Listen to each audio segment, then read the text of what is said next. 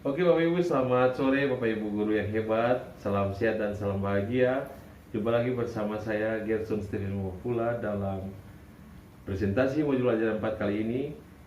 Dalam modul 4 ini kita akan ada dalam pemikiran reflektif terkait pengalaman belajar mandiri pada modul 4. Ada 3 pemikiran Bapak Ibu. Yang pertama, apa saja pengalaman belajar. Yang kedua, bagaimana emosi-emosi yang dirasakan terkait pengalaman belajar atau pembelajaran. Yang ketiga, hal baik dan hal yang perlu diperbaiki Bapak Ibu. Kita lanjut Bapak Ibu. Pertama, pengalaman belajar. Pengalaman belajar yang saya angkat di sini yaitu mengembangkan kepribadian anak didik agar dapat melatih dan mengembangkan mental dan keterampilannya sehingga mereka mampu menghadapi permasalahan. Kemudian, bagaimana emosi-emosi yang dirasakan terkait pengalaman belajar atau pembelajaran Bapak Ibu? Ialah merasa senang dalam pembelajaran modul ini karena dapat mengetahui prinsip pedagogik, HOTS, TPACK, dan desain pembelajaran. Kemudian Bapak Ibu, hal-hal baik berkaitan dengan proses belajar atau pembelajaran yang saya ambil ada 2 Bapak Ibu. Yang pertama, taksonomi pembelajaran dan tujuan pembelajaran berbasis host. Yang kedua, kaitan antara komponen TPACK. Kemudian Bapak Ibu, hal-hal yang perlu diperbaiki terkait dengan proses belajar atau pembelajaran, di mana belajar memahami siswa dengan minat dan bakat, memahami potensi siswa tentang pembelajaran berbasis HOTS dan komponen TPACK. Pemikiran kritis konsep materi Bapak Ibu yang saya ambil ada 3 Bapak Ibu. Di antaranya, 1.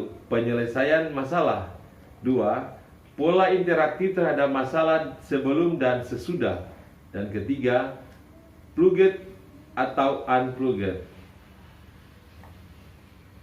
Kita masuk pada wawasan atau insight baru Bapak Ibu. Ada beberapa langkah yang saya ambil. Yang pertama, pemecahan masalah. Pemikiran apa yang ingin kamu sajikan. Pilih sesuatu yang kamu minati atau ingin ketahui untuk dipelajari. Langkah yang kedua, abstraksi.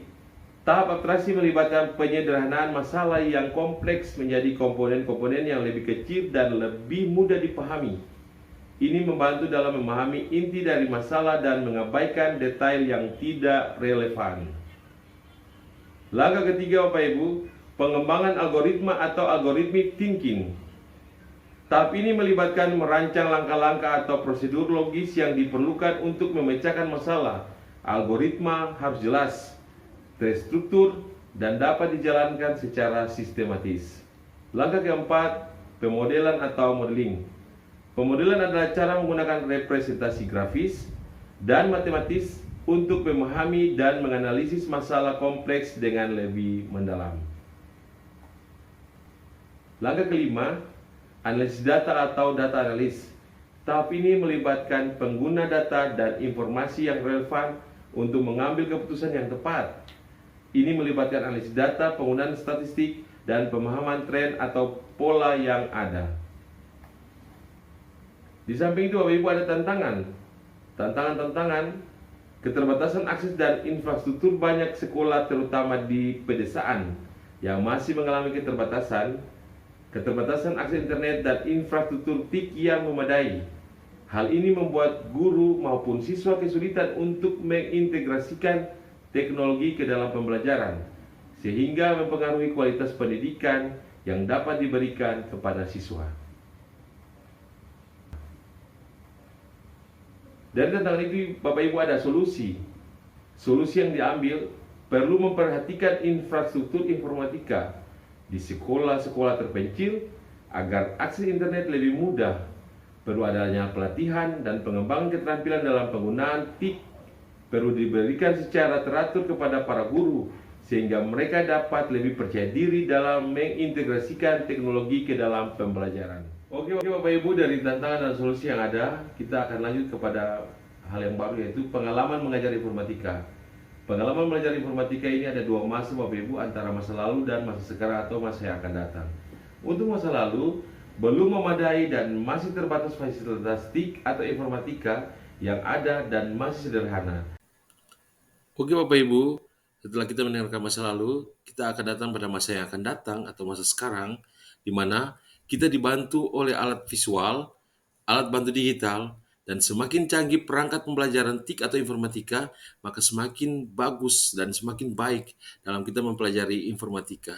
Oleh sebab itu Bapak Ibu, mari kita berlatih, berlatih, dan berlatih.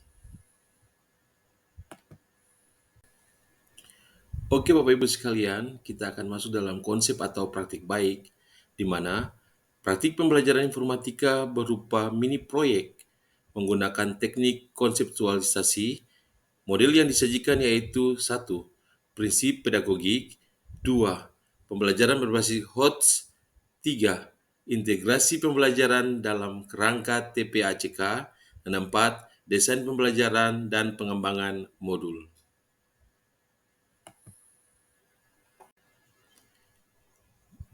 Demikian Bapak Ibu presentasi yang saya bawakan di hari ini.